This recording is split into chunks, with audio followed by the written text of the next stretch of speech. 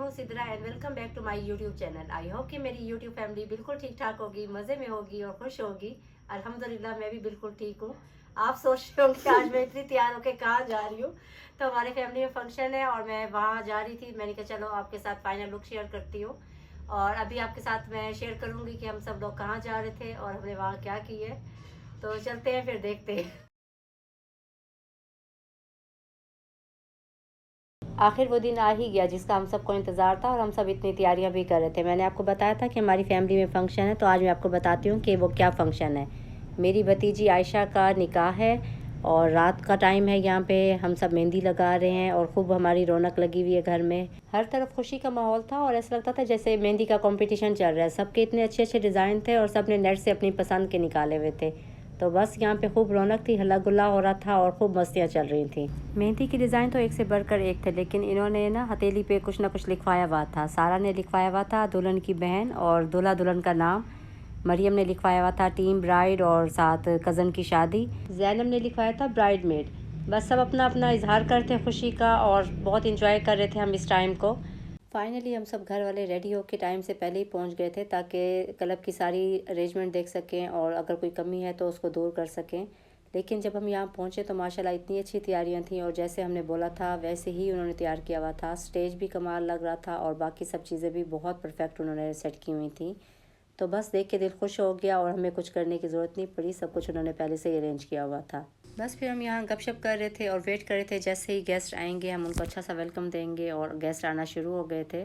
आयशा माशाल्लाह बहुत प्यारी लग रही थी। अल्लाह उसके नसीब अच्छे करे और हमेशा खुश रहे और इसे अल्लाह नज़र बद से बचाए, आमीन।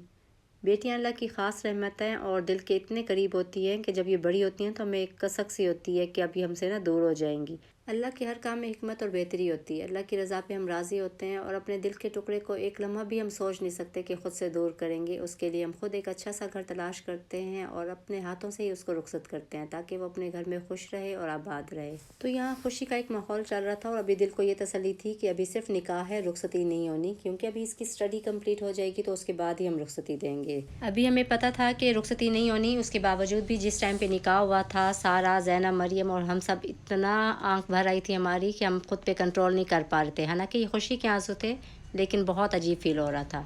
तमाम गेस्ट आ चुके थे और खाना भी बिल्कुल रेडी था। तो बस फिर खाना ओपन हो गया और सब ने माशाल्लाह गरम गरम खाना खाया। बहुत मज़े का टेस्टी खाना था और हर चीज़ वाफिर मिकदार में थी, किसी चीज़ की कोई कमी नहीं थी।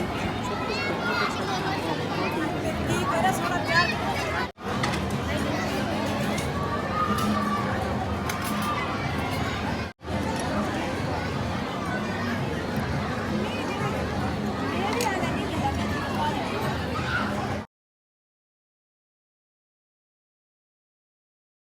सब खाने में बिज़ी थे और बहुत टेस्टी खाना था। सब लोग बहुत तारीफ़ कर रहे थे और पसंद कर रहे थे खाने को।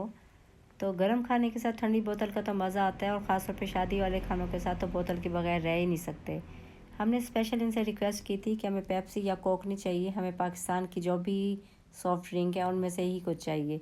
तो इन्होंने नेक्स्ट कोला का इंतज़ाम किया हुआ था और बहुत अच्छा टेस्ट था इसका। 2 दिन पहले मेरा एक गोल्ड का इयर रिंग गुम हो गया और वो ना मिल ही नहीं रहा था और अब तो मुझे उम्मीद भी नहीं थी कि वो मिले, क्योंकि 2 दिन से मैं ढूंढ रही थी और मिल ही नहीं रहा था। आज जब फंक्शन के लिए तैयार हो रहे थे तो मम्मा को अचानक से ना वो इयर रिंग मिल गया और मम्मा ने ना मुझे वहीं पे बताया कि तुम्हारा इयर रिंग मिल गया और इसी खुशी में ना ये आइसक्रीम खिलाई सबको। खाने के बाद खूब गपशप हुई और फ़ोटो सेशन हुआ और सब कपल कपल बैठे हुए थे और ये बच्चों ने हमारे ना छोटे छोटे क्लिप्स लिए। मैंने कहा चलो आपके साथ शेयर करती हूँ। खूब हंसी मजाक हो रहे थे और खूब एक दूसरे को छेड़छाड़ हो रही थी। ईद हो या इस तरह का कोई फैमिली फंक्शन हो, हम सब तो साथ होते हैं और बहुत इंजॉय कर रहे होते हैं, लेकिन हम बहुत मिस करते हैं फैसल भाई को, निदा और अरूज को। फ़ोन पे तो हम मुस्तकिल राब्ते में होते हैं, पिक्चर्स और वीडियोस तो हम साथ साथ ही भेजते रहते हैं, लेकिन जब आप यहाँ होते हैं तो और बात होती है। लेकिन जब भी हम इन्हें कहें ना कि हम उदास होते हैं तो ये कहते हैं लगता तो नहीं है आपको देख के कि आप हमारे लिए उदास भी होते हो। फंक्शन खैर से ख़त्म हो चुका था और हम सब घर आ चुके थे। इन्होंने हमें खाने का पार्सल दे दिया था, तो कुछ फैमिली मेम्बर हमारे नहीं आ सके थे किसी रीज़न से, तो बस मैं उनके लिए पार्सल पैक कर रही थी ताकि उनको फ़ौरन ही हम ना ये पार्सल पहुंचा दें। घर आने के बाद भी खूब चहल पहल थी, रौनक लगी हुई थी और हर कोई अपने ग्रुप बना के बैठा था। बच्चों का अलग ग्रुप बना हुआ था, बड़े अलग एक महफिल बना के बैठे हुए थे और मैं अपना फटाफट खाने पैक कर रही थी। जैसे ही मैंने पार्सल ओपन किया इसकी खुशबू से सबको दोबारा से भूख लग गई और इधर से आवाज़ आ रही थी मुझे चावल दे दें, कोई कह रहा था मुझे कौरमा खिला दें, कोई कह रहा था मुझे टिक्के दे दें। तो बस एक एक करके सबको ही भूख लगी, तो मैंने कहा थोड़ा सा वेट करो, मैं पार्सल पैक कर लूँ, उसके बाद ही मैं आपको फिर खाना गर्म करके दूँगी। सब फंक्शन की बातें कर रहे थे और खूब एंजॉय कर रहे थे। अपनी अपनी पिक्चर सेलेक्ट हो रही थी कि किसकी कौन सी पिक्चर अच्छी आई है और किसने क्या एंजॉय किया वहाँ पे। अपना हर कोई किस्से सुना रहा था, सब एक दूसरे के किस्से खूब एंजॉय कर रहे थे। और साथ ही फ़ोन चल रहा था निदा, अरूज और फैसल भाई का। तो बस सब अपने अपने किस्से सुना रहे थे, कोई किसी की सुन नहीं रहा था और बस हंस हंस के सबका बुरा हाल हो रहा था। पार्सल पैक करने के बाद खाना गर्म किया और हमने दोबारा खाने की शिफ्ट लगाई। मम्मा के रूम में भी खूब रौनक लगी हुई थी, सब बैठे हुए थे और गप्पे लगा रहे थे। जब मैंने आके पूछा कि मम्मा कैसा रहा फंक्शन, मज़ा आया आपको, तो बस हंस हंस के इनका बुरा हाल था। और कैमरा को देख के वैसे ही थोड़ा सा कॉन्शियस हो जाते हैं और हंसने लग जाते हैं। यहाँ हम सब फ्री होके वेट कर रहे थे कि कोई दुल्हन का एक पार्सल था, उसको ओपन करना था कि उसमें क्या है। ब्राइड के लिए बहुत स्पेशल मेवा आया हुआ था और हम सब उसको तंग कर रहे थे कि आयशा ये सिर्फ आपने ही खाना है और ये सारा मेवा आपने खा के ख़त्म करना है।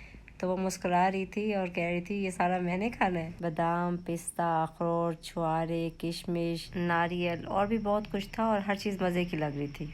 बस फिर मम्मा के साथ गपशप होती रही और हंसी मजाक चलता रहा और मम्मा को खाना खिलाती रही। और फिर मम्मा हंस भी रही थी और कह भी रही थी कि बस कर दो, अब मेरे से हंसा नहीं जा रहा। और अल्लाह करे ये खुशियाँ और मोहब्बतें हमेशा कायम रहें और हमेशा हम इसी तरह हंसते मुस्कुराते रहें। आमीन। दोबारा हम शुरू हो गए क्योंकि खाना इतना टेस्टी था कि आपको बता नहीं सकती मैं।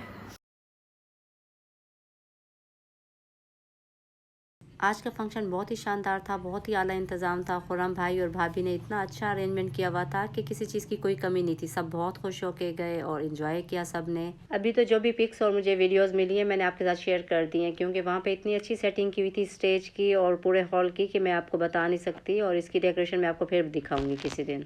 रात को तो काफ़ी देर तक गपशप चलती रही और सब बैठे रहे, मज़े मज़े की बातें होती रहीं और टाइम का एहसास ही नहीं हुआ। तो बस कपड़े मैंने रात को ऐसे ही रख दिए थे और सुबह उठते ही मैंने पहला काम यही करना था कि इन कपड़ों को अच्छे से तय लगा के इनको पैक करना था, क्योंकि ये इस तरह के फैंसी और हैवी कपड़े जो हैं बार बार तो यूज़ नहीं होते। इनको फिर मैं पैक करके अच्छे से रख लेती हूँ। हैवी सूट की अच्छे से क्रीज बना के इनको अगर पैक करके रख लें तो एक तो इनका आयरन ख़राब नहीं होता और इन पर ज़्यादा सिलवटें नहीं आती हैं। और जब आप दोबारा यूज़ के लिए निकालते हैं तो बहुत कम मेहनत होती है इनकी आयरन करने में। अपना ड्रेस तो मैंने पैक करके रख लिया था, साथ ही मैंने ज़ैनब मरियम की मैक्सी को भी अच्छे से तय लगाया ताकि इसकी सिलवटें भी ख़राब ना हों और इसका जो काम है वो भी ख़राब ना हो। और इसको प्लास्टिक बैग में डाल के रख लेती हूँ ताकि जगह भी कम लें और ये दोबारा से तय भी ना खुले इनकी। सबसे पहले मैंने ड्रेस पैक करके रखे, उसके बाद शूज़ को साफ़ करके और बॉक्सेस में डाल के रखा और उसके बाद फिर ज्वेलरी का नंबर है। और ज्वेलरी के लिए हमेशा हम होता है कि हम बॉक्सेस में डाल के सजा के रख लेते हैं। आजकल मैचिंग में या तो आर्टिफिशियल ज्वेलरी चलती है या फिर रोल गोल्ड चलता है, तो इसकी थोड़ी सी केयर होती है तो ये लॉन्ग लास्ट रहता है। इसकी केयर ये है कि आपने इसको कभी भी बॉक्सेस में डाल के नहीं रखना, इसको हमेशा आपने प्लास्टिक बैग में कवर करके फिर रखना है, तो इसका कलर बिल्कुल भी ख़राब नहीं होता। और दूसरी केयर ये है कि आपने जब भी परफ्यूम लगाना है आपने इसके ऊपर डायरेक्ट स्प्रे नहीं करना, या तो आप परफ्यूम पहले लगा लें या फिर इस चीज़ का ख्याल रखें कि आपकी ज्वेलरी के ऊपर स्प्रे ना आए, तो उससे फिर ये लॉन्ग लास्ट रहता है, इसका कलर ख़राब नहीं होता और ये काफ़ी टाइम तक आपका सही चल जाता है। सूट भी सारे पैक हो गए थे, ज्वेलरी भी सारी मैंने पैक करके रख दी थी। इस तरह मेरे सूट भी सेफ़ रह जाते हैं और ज्वेलरी भी मेरी लॉन्ग लास्ट रहती है और कभी भी इनका कलर ख़राब नहीं होता। अभी थोड़ी देर पहले रूम की जो हालत थी वो देखने के काबिल नहीं थी, लेकिन जैसे ये तमाम सूट पैक किए हैं, ज्वेलरी सारी पैक करके रखी है, शूज़ सारे समेटे हैं, तो बस फिर उसके बाद कमरा भी नीट एंड क्लीन हो गया है और दिल को भी बहुत अच्छा फ़ील हो रहा है। इसके साथ ही इजाज़त चाहती हूँ। आपको वीडियो देख के अंदाज़ा तो हो गया होगा कि मैं कहाँ बिज़ी थी और वीडियो क्यों नहीं डाल सकी, और आपके बहुत से कमेंट्स आ रहे थे कि आप वीडियो क्यों नहीं डाल रही, तो ये वजह थी मेरी वीडियो ना डालने की। और इंशाल्लाह नेक्स्ट मैं अपने टाइम पे वीडियो लोड कर दिया करूँगी।